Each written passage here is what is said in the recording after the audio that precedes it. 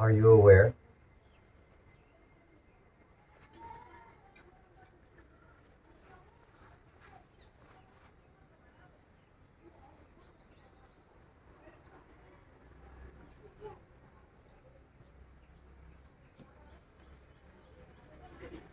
When I ask you this question,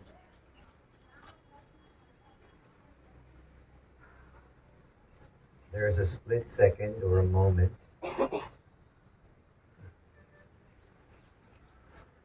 where everything else is suspended, and there's a direct looking. This looking is not a thought. It's not an I am looking, is it? It's not a thinking.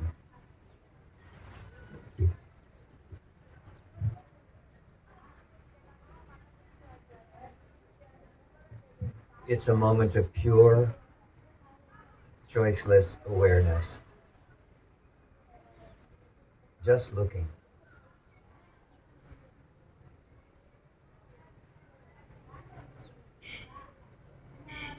In this moment, or this gap, between the question, are you aware, and this knowing, yes.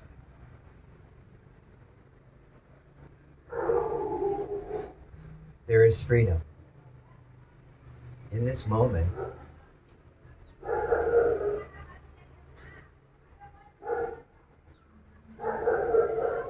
everything is suspended.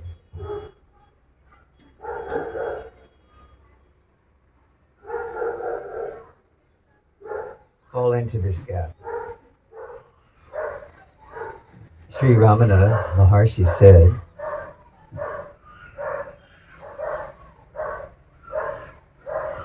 the only real freedom we have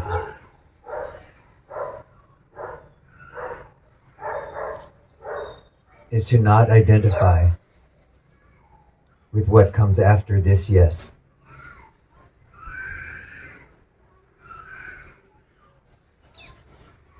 In talking with people about the inquiry,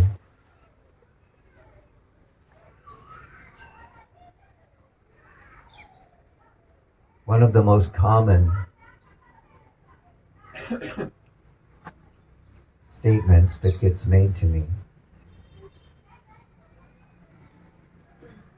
is, yeah, but what about my life? What about my purpose? What am I supposed to do? Where am I supposed to go?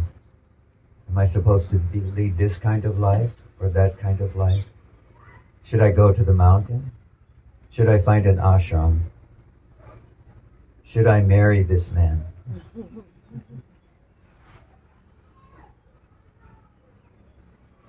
All of this comes after this yes.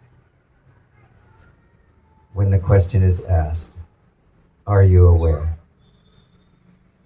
And there is the direct perception that that which is aware in this moment.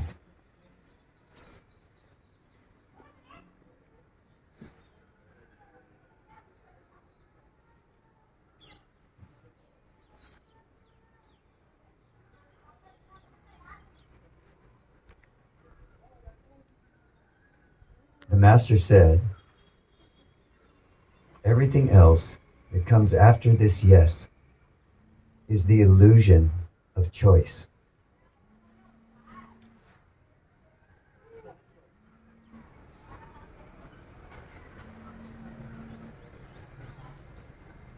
This illusion of choice comes from long conditioning, from believing that I am this body,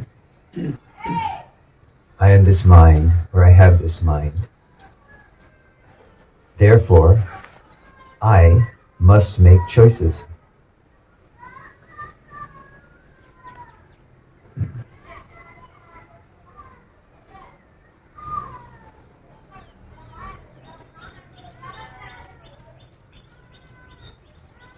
But the way of advaita, the way of inquiry,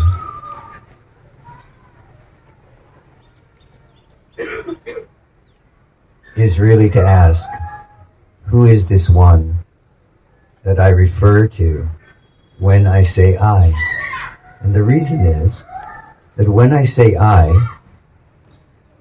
what usually comes next, or always comes next, you can decide, is a projection of some sort into what is the nature of this I. And that projection comes quite naturally, doesn't it, through the mind, through the body, through the sense doors, through tasting, touching, smelling, and so on, seeing and thinking. This is the illusion of I. The problem with the illusion of I, if you can say it's a problem,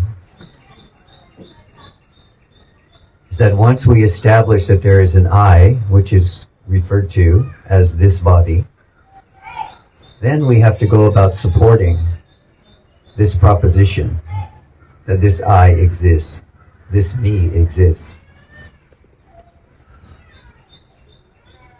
And so everything we do from that moment on, everything we think, is about supporting this sense of me-ness that's associated with the body, with experiences, with thoughts, with emotions. And then having committed to that, we must defend it. We have to remain on guard so that this projected sense of me-ness is agreed upon by everyone around us. This is who I am.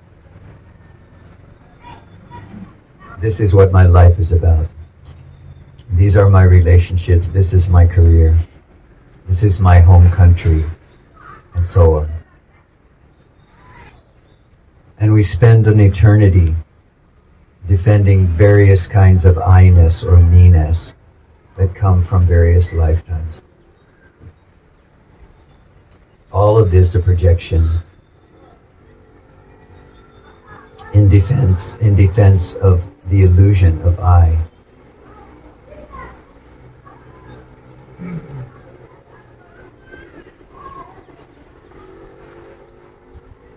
This is why Sri Ramana encouraged us to ask this question: who is this I? This I that I am projecting, protecting, and defending. Who is this I?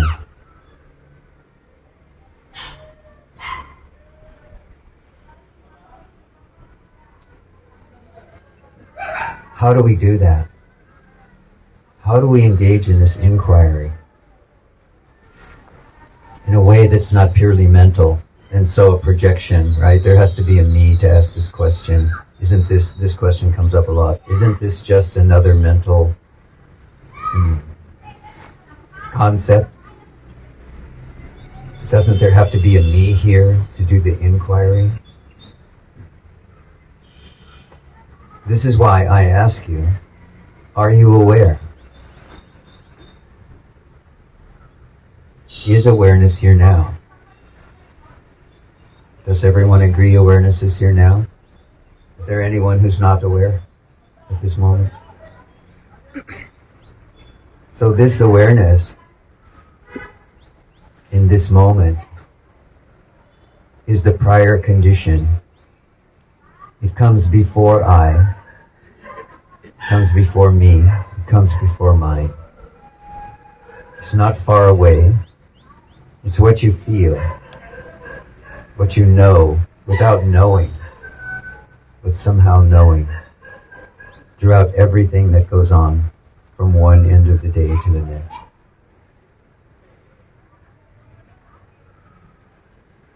So by asking yourself, am I aware?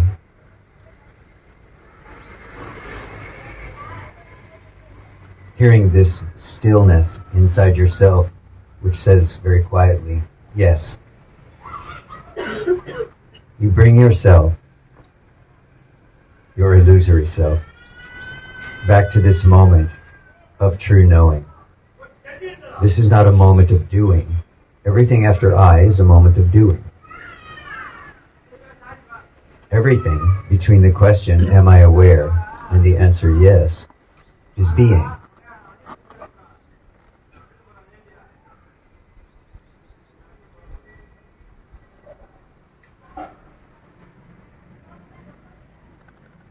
The inquiry is only to bring us to this understanding and to this moment of recognition. That which is aware is here now.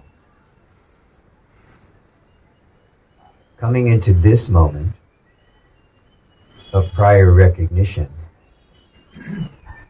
rest.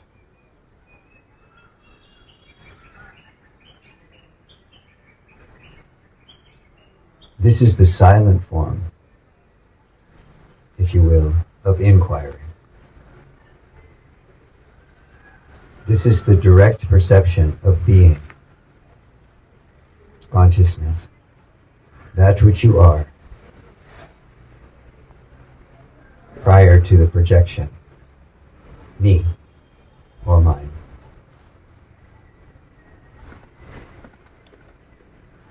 And as Bhagavan said,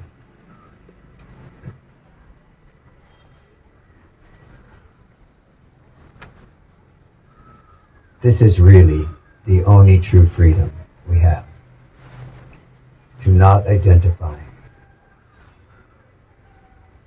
with that which is coming, staying for a period of time, and then going. To remain in this state of choiceless awareness is true freedom. You know that. Each of you knows that. That's why you're here. You make a commitment in the morning, you get up, you come here, say, I'm going to satsang today. It's your commitment that you bring here, that you are willing to come for 2 hours. You desire it, you want it more than anything. You come here, we enter into this loving embrace of satsang together in this commitment to simply be. And for a short period, you are free. By free, I mean you are content. If you sit here long enough, in this space of loving satsang,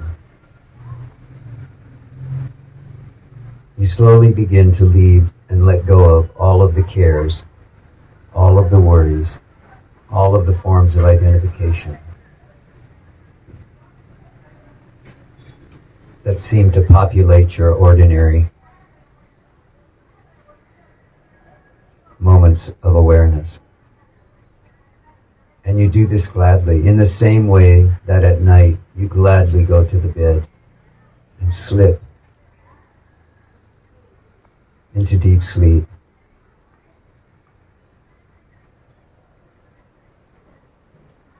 You are willing to let go of everything, all your relationships, all your opinions, all of your judgments.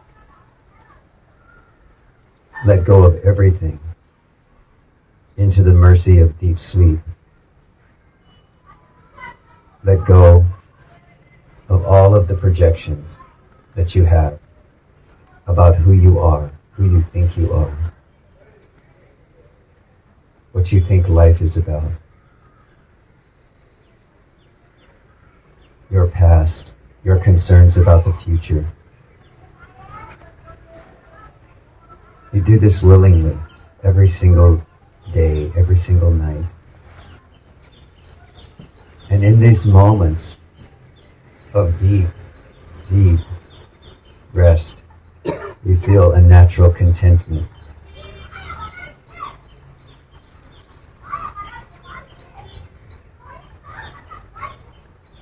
A natural willingness to simply be. The question for you is, are you willing to be here in this waking state as this simple awareness without all of the other projections, assumptions, opinions, judgments that come through conditioning? The answer to that, of course, is yes, because you are here. You have come to return in the waking state to the source of being. Intuitively, you know this is true. That's why you are here. It's not because I am magic.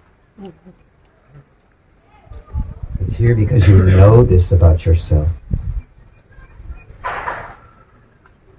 And somehow, intuitively, you know that if you come into this loving embrace of satsang for a few hours, a few minutes, a few seconds, you will simply let go into this state, which is really similar to deep sleep, and yet now in the waking state knows itself to be alert and aware. And if this alert awareness is also quite empty of judgment and opinion, of wanting, of seeking, then for a split second you can touch the real. And every single one of you has had that experience. That's why you are here. You have touched the real.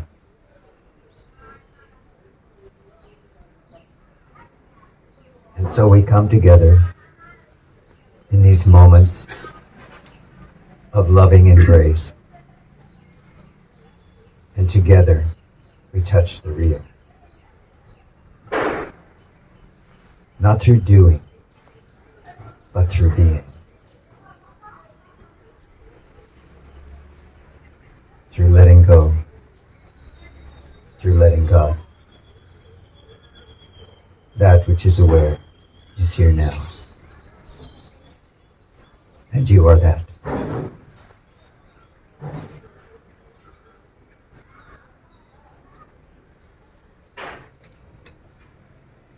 It's been mentioned to me a few times in the last few days by different people. This statement has been made. I really do understand. I very clearly see that which is aware is here now. And when I ask this question, am I aware? The answer is very clearly yes.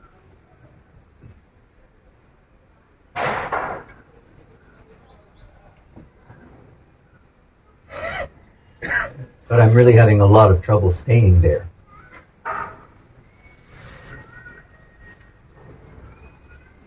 If this kind of thinking comes after the moment where the answer in your heart is yes, please just realize you have started thinking again. Notice that your contentment, notice that this sense of all is well that you felt a moment ago is now gone, or it seems illusory to you. This is because the mind is once again asserting itself. It's not really necessary for you to make some effort to stay here all the time in some artificial recognition that you are aware. That's not what's being pointed here. What's being pointed to is that you are aware. Not even that you need to know that. That awareness, that consciousness is prior to this whole experience of me. The whole experience of me is only known through the prior recognition that you are. that you exist, that awareness is here. That's what makes this possible. Once you are clear about this,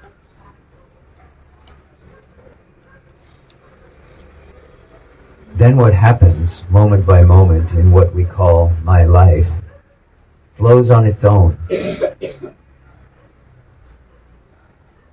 Remember, Bhagavan said, the only freedom we really have is the freedom to not identify. He didn't say, the only freedom we really have is to go sit in a cave on a mountain. That may happen for you, but that's a whole nother story related to prarabdha karma, the karma of the body, which is not identified with the me story. The only choice you really have is to not identify. So the question for you now, as the microphone comes out, is can you tell me about your story, about your doubt, about what might be troubling you at this moment, about a question you may have, without identifying, without doubting, where is this coming from? Should I say this? Shouldn't I say this? Will I embarrass myself? Can you put this down? Simply be here and let the heart speak, so that if necessary, the mind can receive whatever understanding it can glean from our being here together today. There is no one here. There is nothing going on.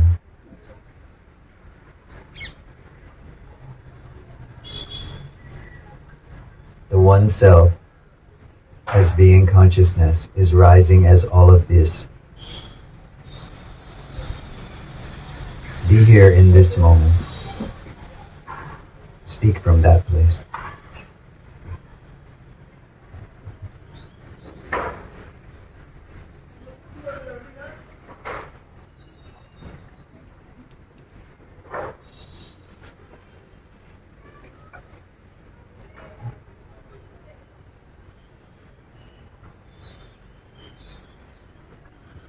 Small question before I pass it onwards. The people who have come late, if you can put your mobile phone on flight mode, that will help the system. Thank you. You've just said that really awareness is emptied of opinions and concepts, etc., etc. Then you can touch the real. My question is real? What you mean by real? Is this awareness, or is it even beyond awareness? Yes, it's beyond awareness, actually. The better word, as far as I can tell from my experience, is actually consciousness, or consciousness itself. Awareness is really what we experience when the light of the Supreme Consciousness comes into the waking state. What we, as this body-mind, experience, we call awareness. So there is a prior state. This is the evident, and what I'm calling consciousness itself. This is evident when we wake up in the morning from the sleeping state, right, from the dreaming state. And we know intuitively and right away, I slept well. But there was no one there, right? There was no sense doors were open. There was no experiencing happening. There was just deep sleep. And yet somehow we know intuitively, I slept well. So this tells us that there is some element, right, that is there, that is eternal, that is aware, that is awake. And this is referred to as consciousness, or consciousness itself. But we, having come into the waking state, don't experience this formless reality. As soon as we come into the waking state, we become aware almost immediately of the body on the bed and of this notion that I slept well or I didn't sleep well. I slept dreamlessly or I didn't sleep dreamlessly. This comes into the mind right away. This is coming into the field of awareness, which is the illuminated field of formless consciousness. In other words, formless consciousness has already taken form, and we call that the waking state. And is this consciousness the same as awareness being aware of itself?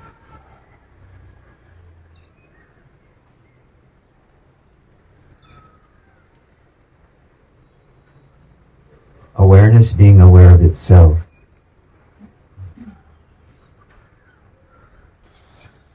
is a gateway.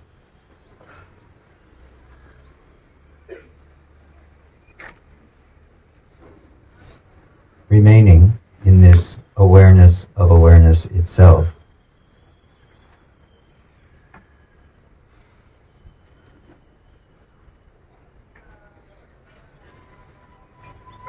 opens the heart to the possibility that this formless consciousness can flood one's being as a intuitive perception, as a direct experience, as vast space,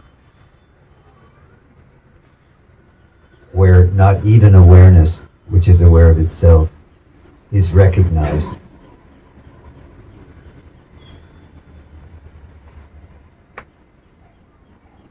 So everything that we do in terms of all spiritual practices, in terms of all meditations and so on, is to drop this sense of the doer, come into the space of being, and then to wait, if you will, to be, so that the grace of awareness, of being consciousness, can flood through intuitive light into the waking state.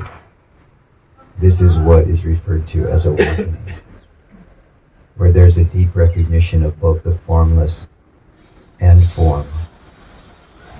Maybe not right in that moment, because there's nothing there, just this light. But immediately after, there is this recognition that the formless and that which has form, as I, are the same. This is not something we can think our way to, however. We can only come to this recognition that awareness is here. We can inquire whenever anything rises into it, because the question does come, does anything ever come to the sage, right? Does anything come? Does the sage think? Does the sage have a thought? Well, the indications from Bhagavan's experience and from his conversation is yes, that even the sage, even the greatest realizer, still when someone walked into the hall, he would say, "Oh, I was just thinking of you this morning," or "Oh, I was just thinking of you yesterday. Welcome, please come sit." So this was the indicator that thinking was not necessarily suspended all the time. What was suspended, however, was identification. There was thinking without a thinker.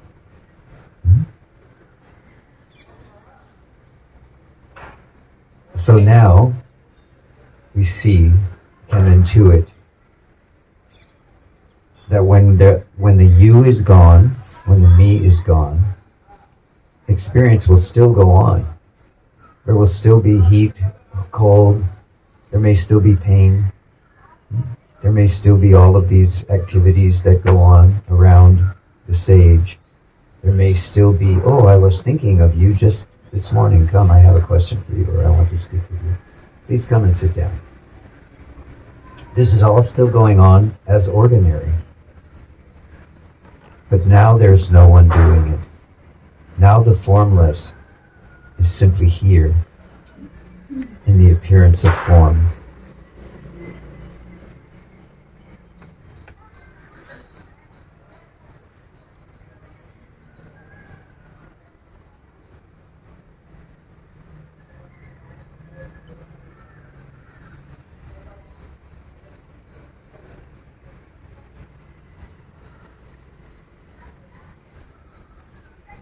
Remember that we always, in these questions and in these replies, the danger is always that we set something up that says, oh, I want that.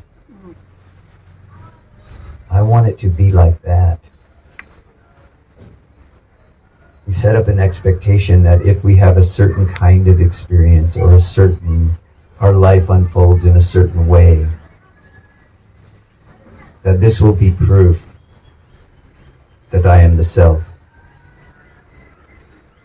I will know that I am the self.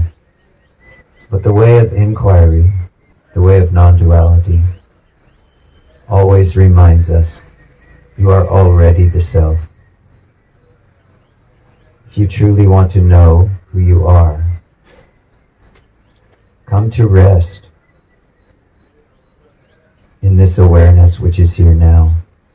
This is the closest thing you can come to, the closest state of being that you can open yourself to and then rest in, so that if this great illumination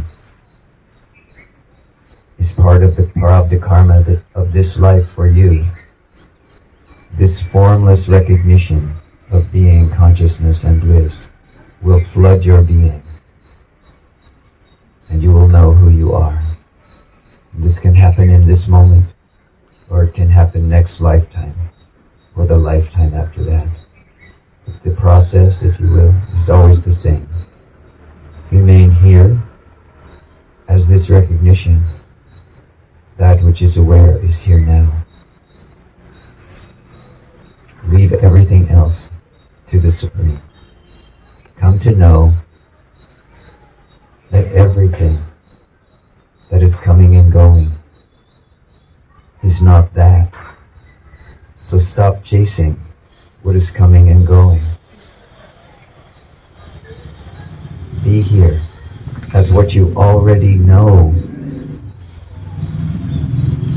Give up your seeking. What you already know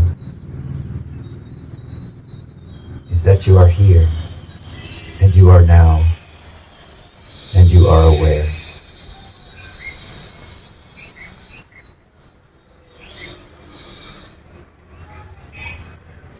Now remain as choiceless awareness.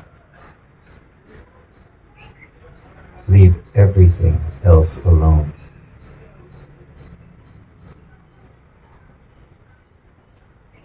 Let thinking come and go.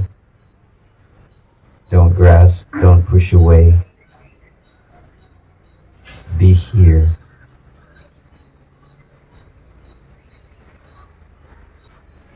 The more that you are aware in this moment, here now, as choiceless awareness, the more you see all the stories of me, all the thinking of the mind, fall away.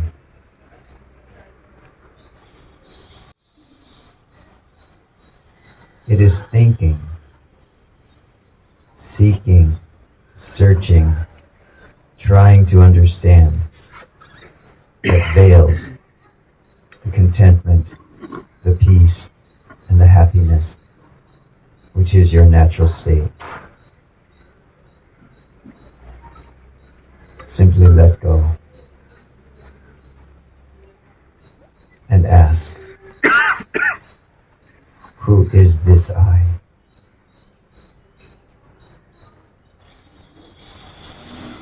Surrender everything at the feet of Sri Bhagavan, at the feet of Sri Arunachala. Surrender everything.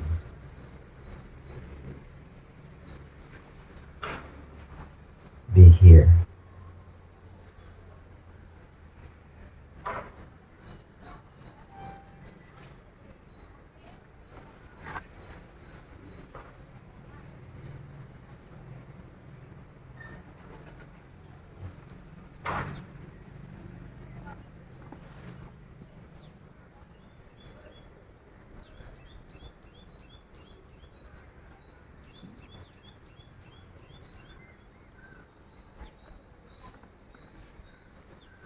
So the question may come, how do I know if I am truly here in this state of choiceless awareness or recognition that that which is aware is here now? How do I know that? When you are here as choiceless awareness, you don't go into some altered state. That may eventually come on its own.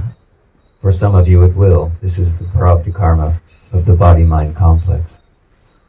But the way you know now, here, in this moment, that you are here as choiceless awareness,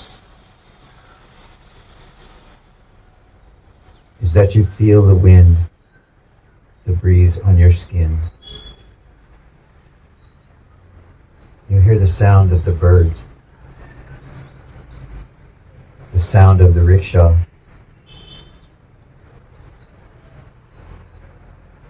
You notice the thought that tries to come into the mind, but for lack of interest falls apart. You hear the child that cries.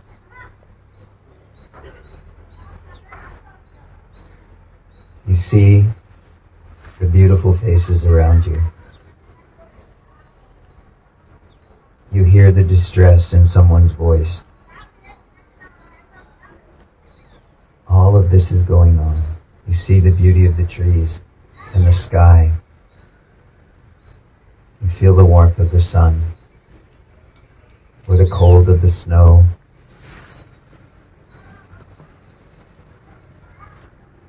And to you, as choiceless awareness, all of this seems supremely equal.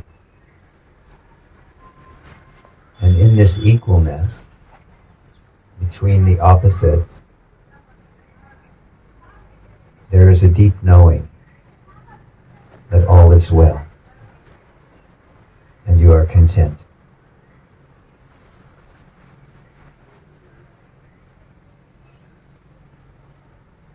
So this is the way to know that you are resting as choiceless awareness, or as being, rather than as doing. Simply know that when there is this recognition that you are okay with the sound of the horning of the rickshaw, and that is exactly the same in this moment as the bird call. Know that you are resting as awareness itself in this aspect that I'm calling choiceless awareness. This leads to a deep sense that all is well, that you are content, that just this, in this moment, what is quite enough.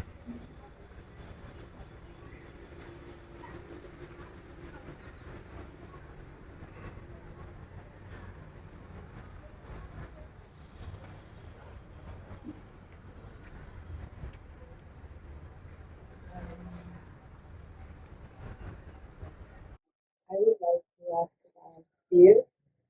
Fear, okay? That it's simple sensation that really overtakes everything. The awareness. Is it really true? Look right now. Is it really true that when fear is present, awareness goes away? If awareness went away, honestly, the thoughts, the memories, whatever it is that's, the root of that fear, would also go away. So there's an appearance that when fear rises, awareness goes away. But in truth, what's happened is awareness is becoming clearly aware of the amplifying quality of thoughts. So, as long as the attention, not awareness itself, but as long as attention goes toward what is the root cause of that fear at that moment, Whether it's an inner anxiety or something based on a previous experience or whatever. Just a generalized fear that we often have as we just live in this world. It is the turning of attention toward that experience that you're calling fear that actually amplifies it. The longer that you allow attention to be directed onto whatever it is you're experiencing, whether it's a physical sensation, whether it's mental anxiety, whether it's an emotional attempt to withdraw from life, whatever it is, the longer you allow the attention to rest on that, the more the attention amplifies that experience that you're calling fear. And it seems as though awareness has gone away. But it is the same awareness which was aware before that thought arose that led to the manifestation of this fear quality. And it is the same awareness which is there when this attention has allowed this fear quality to expand and to become the real center of attention so that nothing else can be seen, right?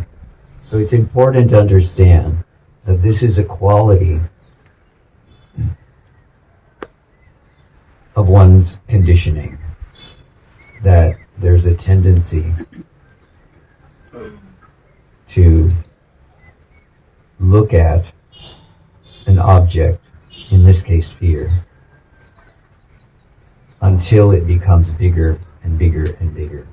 And for different people, this is related to various kinds of experiences people have. So people can be, the dominant characteristic can be fear, can be anxiety, it can be depression, right? It can be pain in the body, it can be illness.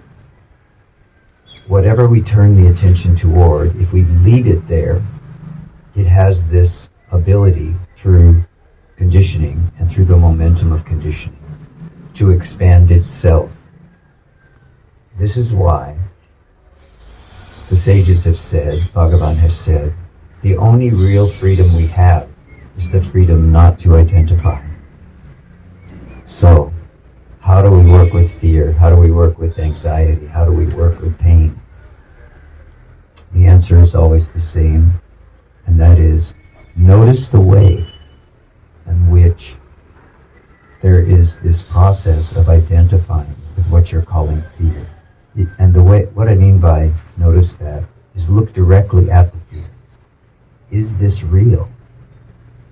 Or, this is fear. What are its qualities?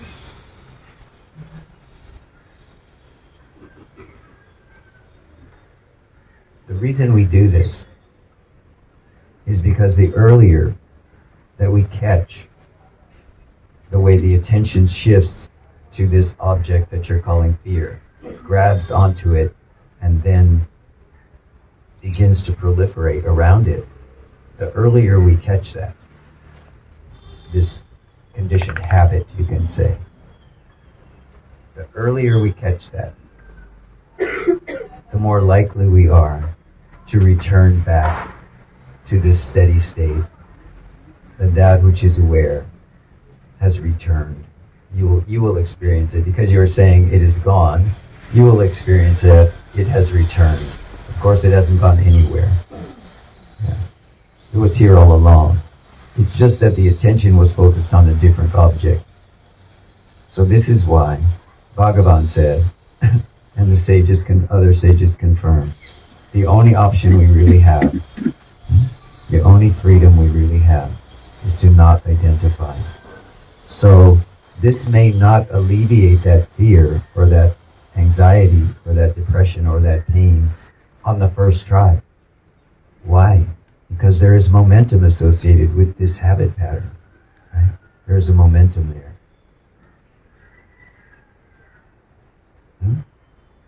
So, just keep remembering that you are not that which you are labeling, experiencing, and maybe feeling very deeply as fear. I see this. I see you. This is fear. I am not that. okay, if I am not that, this thought is coming anyway. So to whom is this thought coming? That one is afraid. It's coming to me. Who am I? So, use this process. This is referred to as using a thorn to remove a thorn. Fear is the thorn. The remedy is, who is this I that is experiencing this fear? This withdraws the attention, right? I said that you have to stop the mind from proliferating in the fear. And that happens through attention. So you have to withdraw the attention, turn it back toward the source. This is the purpose of either am I aware or who is this I that is experiencing this. But with persistent and consistent effort in this way, you will see that you are not this habit of the attention to grab onto a fearful memory, a fearful experience, a worry about a fearful future. You are not that, but you are before that. And you will slowly dissolve this fear. And it can dissolve quite quickly, but for many people, especially in the beginning of inquiry, it takes some time. So keep coming back. And it doesn't make any difference how quickly you come back. This is a big issue for people, because people think that they need to be able to come back immediately. And so when it takes a moment, or it takes a half a day, or it takes 2 days, and you hang out in fear, anxiety, or pain for a day or two or a week, there's a judgment that happens. This is proof that I'm not awake, that I have not understood. And this is just a mind playing that you are not being consciousness game with you. At any moment that you return to the recognition that that which is aware is here now, is a moment of full recognition, of full awakening.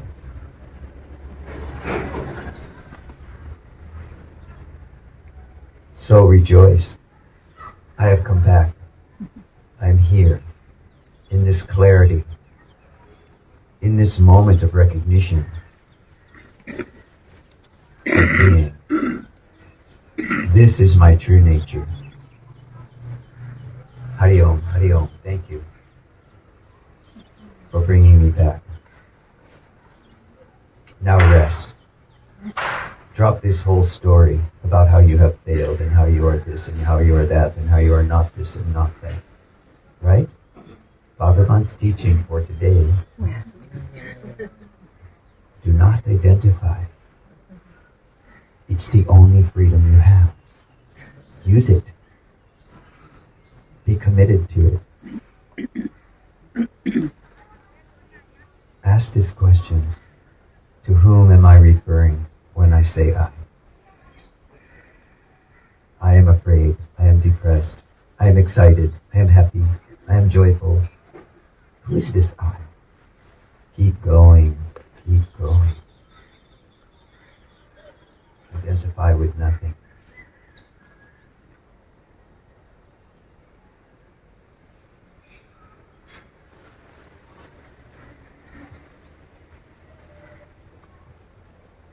Now I need to take a drink if I'm going to talk to you.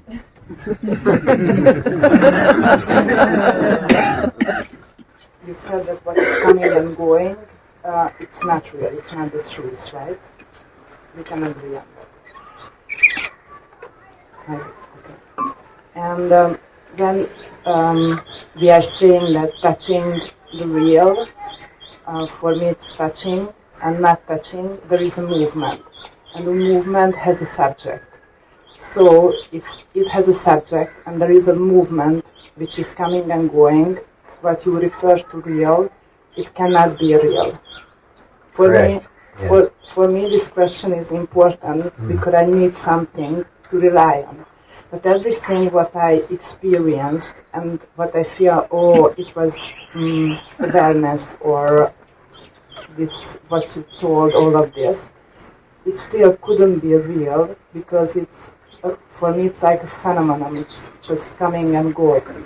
Yes. So the question is still like that, what is real? And you said that everybody here touched the real, but somehow I feel a contradiction here. Mm-hmm. Okay.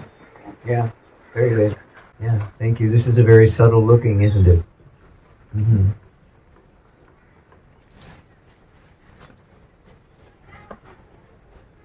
The essential thing to know in this kind of exploration is that which is coming and going is not it. So, to see this movement that you're talking about, that something is coming and going, it's enough to know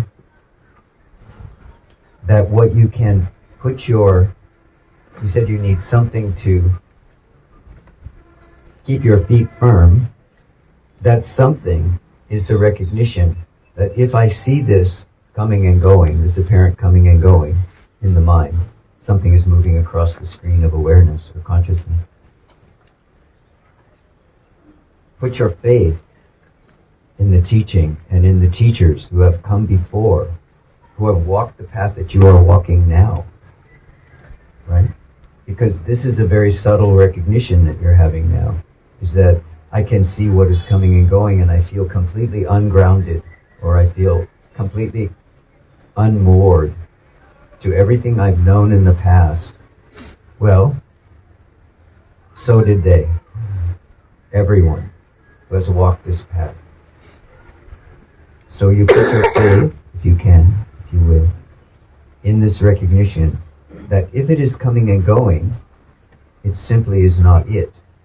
So now your inquiry becomes not an interest in what is coming and going, but an interest in what does not appear to be coming and going, which is the awareness itself. It's hard because awareness is formless, right? It's being. It has no form. You can turn toward awareness. You can look for it. You can search for it. But you won't find it like you will find a thought, an emotion, an experience, a sensation in the body. You won't find it in that way. Awareness is not an object. It cannot be an object. It is only a state of being. It is that supreme state of being. So, this is like stepping off a cliff. But it's a cliff of infinite depth, right? You fall. In the beginning, there's nothing but panic. Nothing but panic. I need something to hold on to. I need to get back up on the cliff. I can't. There it goes. I'm falling, I'm falling, I'm falling. Fear, panic, upset. Oh no, where's the bottom? I'm going to hit the bottom. I'm going to die.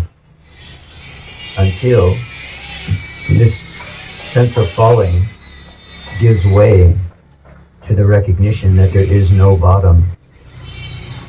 Now, I'm just becoming comfortable with the falling.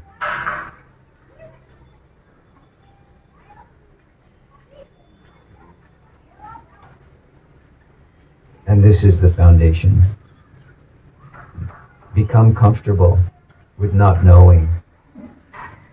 Become comfortable with no answers for the mind. If you know you are here, this becomes your foundation. And everything else is allowed to be as it is. So stop looking to what appears to be coming and going for a foundation, and look to that which is aware.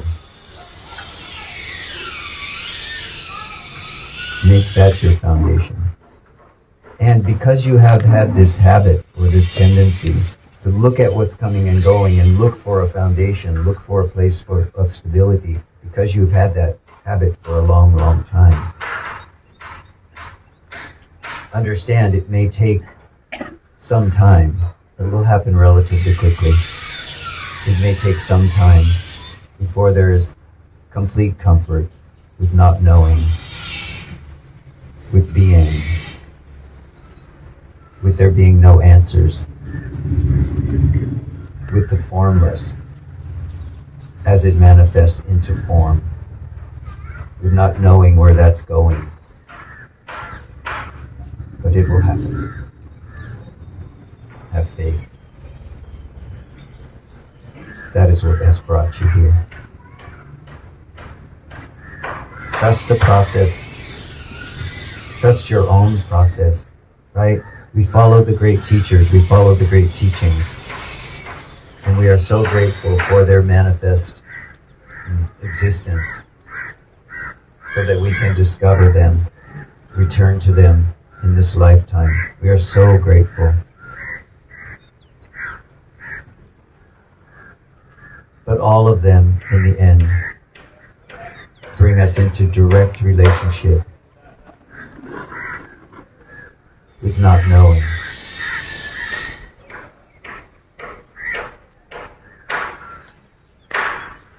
And it's when all of the forms and clinging to all of the forms, when that habit disappears, that we come into direct contact, direct perception with that which is always here and is before all forms and is inherent in the formless and in that which is formed. And the one self is all that's seen, whether it has form or it has no form. The one self is all there is, and you are that.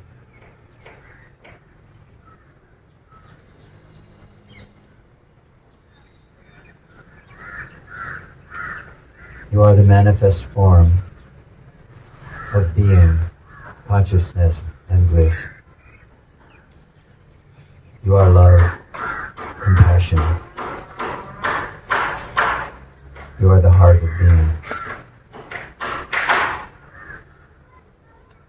When you forget, come back to this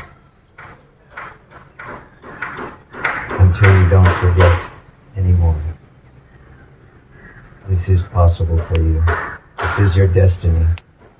It's what has brought you here.